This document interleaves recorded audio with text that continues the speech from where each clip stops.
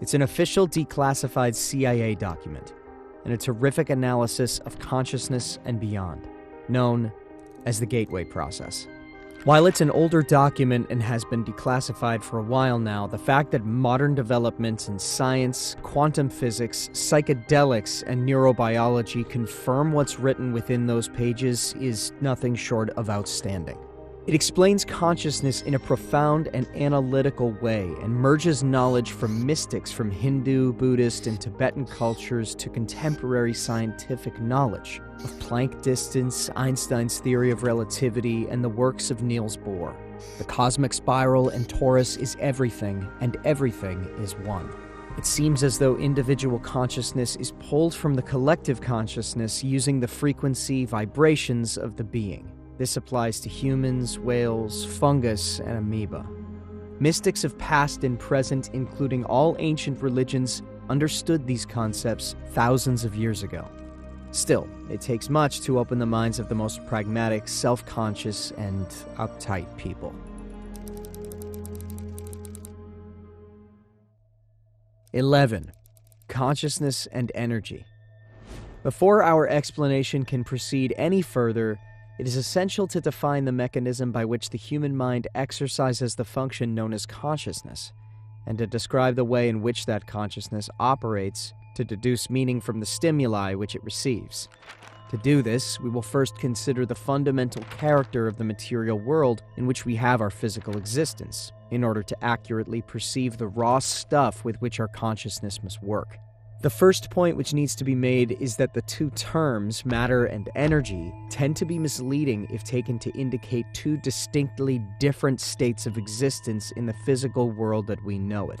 Indeed, if the term matter is taken to mean solid substance as opposed to energy, which is understood to mean a force of some sort, then the use of the former is entirely misleading. Science now knows that both the electrons which spin in the energy field located around the nucleus of the atom and the nucleus itself are made up of nothing more than oscillating energy grids. Solid matter, in the strict construction of the term, simply does not exist. Rather, atomic structure is composed of oscillating energy grids surrounded by other oscillating energy grids, which orbit at extraordinarily high speeds. In his book, Stalking the Wild Pendulum, Itzhak Bentov gives the following figures. The energy grid, which composes the nucleus of the atom, vibrates at approximately 1022 Hz, which means 10 followed by 22 zeros. At 70 degrees Fahrenheit, an atom oscillates at the rate of 1015 Hz. An entire molecule composed of a number of atoms bound together in a single energy field vibrates in the range of 109 Hz.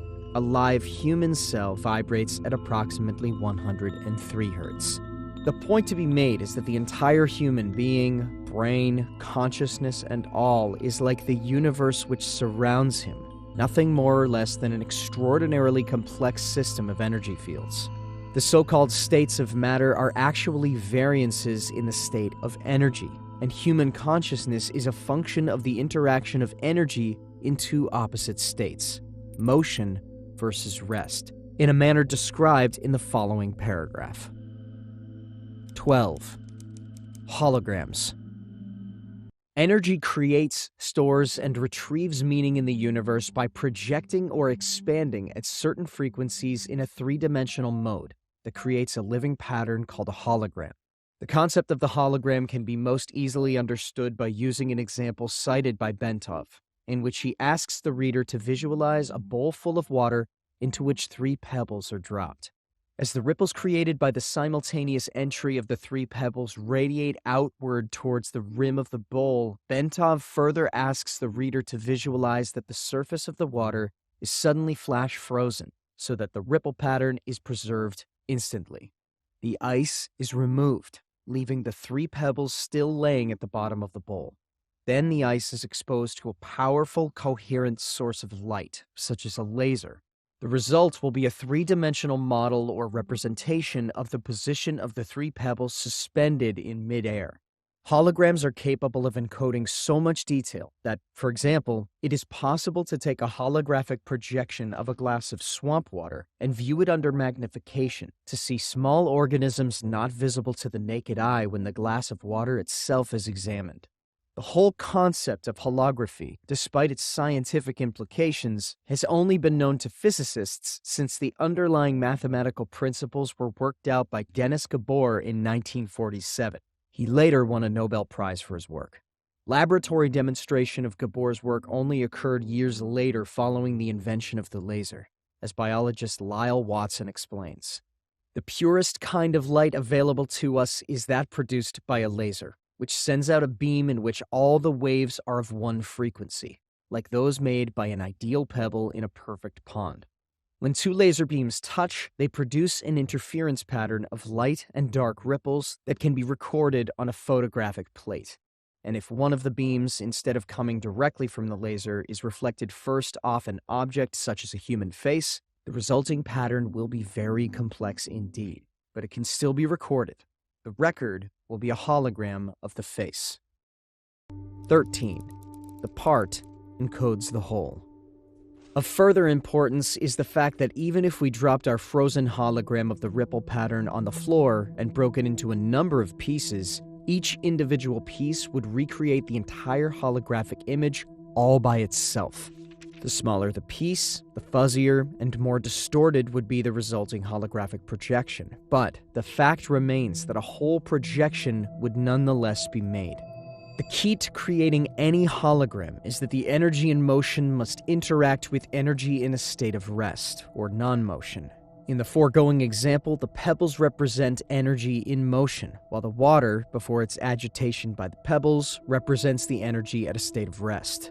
To activate, or in effect, to perceive the meaning of a holograph, energy, in this case a coherent light source such as a laser beam, must be passed through the interference pattern generated by the interaction between the moving energy and the energy at rest. In the simple example given by Bentov, this requirement was fulfilled by holding the frozen interference pattern in front of the coherent light to project the three-dimensional holographic image, its meaning, into space.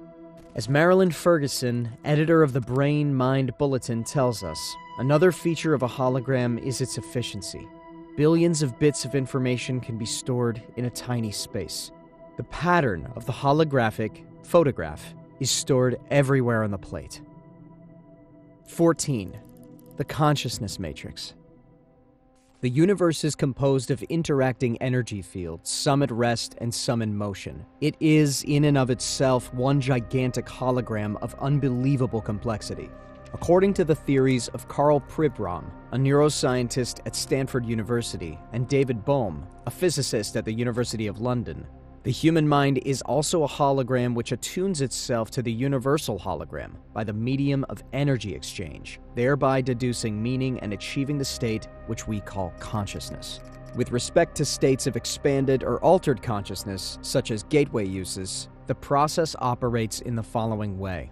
As energy passes through various aspects of the universal hologram and is perceived by the electrostatic fields which comprise the human mind, the holographic images being conveyed are projected upon those electrostatic fields of the mind and are perceived or understood to the extent that the electrostatic field is operating at a frequency and amplitude that can harmonize with and therefore read the energy carrier wave pattern passing through it.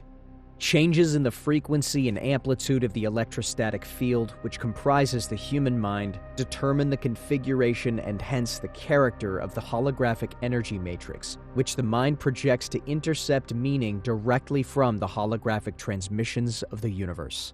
Then, to make sense of what the holographic image is saying to it, the mind proceeds to compare the image just received with itself.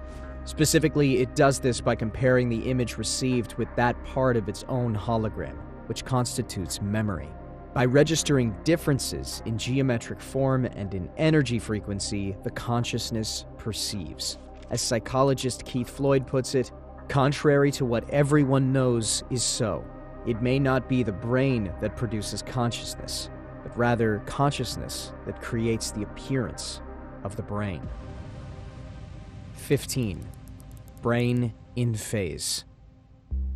The consciousness process is most easily envisaged if we picture the holographic input with a three-dimensional grid system superimposed over it, such that all of the energy patterns contained within can be described in terms of three-dimensional geometry using mathematics to reduce the data to the two-dimensional form. Bentov states that scientists suspect that the human mind operates on a simple binary go, no-go system, as do all digital computers. Therefore, once it superimposes a three-dimensional matrix over holographic information it wishes to interpret, and reduces that information mathematically to two-dimensional form, it can completely process it using its fundamental binary system, just as any computer made by the hand of man can process volumes of data and make various comparisons between the data and information stored in its digital memory. Our minds operate in the same way, perceiving by comparison only. Bentov states the proposition this way: our whole reality is constructed by constantly making such comparisons. Whenever we perceive something, we always perceive differences only. In states of expanded consciousness, the right hemisphere of the human brain, in its holistic, nonlinear, and nonverbal mode of functioning, acts as the primary matrix or receptor for this holographic input, while, by operating in phase or coherence with the right brain, the left hemisphere provides the secondary matrix through its binary, computer-like method of functioning to screen further the data by comparison and reduce it to a discrete, two-dimensional form. 16. Evaluation. To the extent that Gateway succeeds in bringing about a refinement in the energy matrix of the mind, it succeeds in expanding or altering human consciousness so that it can perceive without recourse to the intercession of the physical senses, such that ever more of the universal hologram, not, of course, accessible by sense perception, can ultimately be perceived and understood. Marilyn Ferguson has written that the theories of Pribram and Bohm appear to account for all transcendental experience, paranormal events, and even normal perceptual oddities.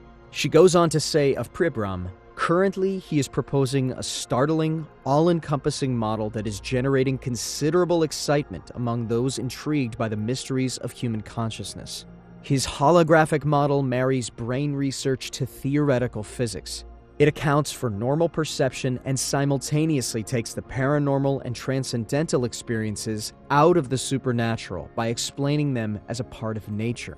Like certain strange discoveries of quantum physics, the radical reorientation of this theory suddenly makes sense of paradoxical sayings of mystics throughout the ages.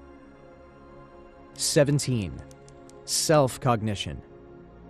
To complete our outline of the process by which the mind achieves and exercises consciousness, we must also describe the mechanism which accounts for the aspect of human thought that differentiates it from the consciousness of plants or animals, i.e., self-cognition.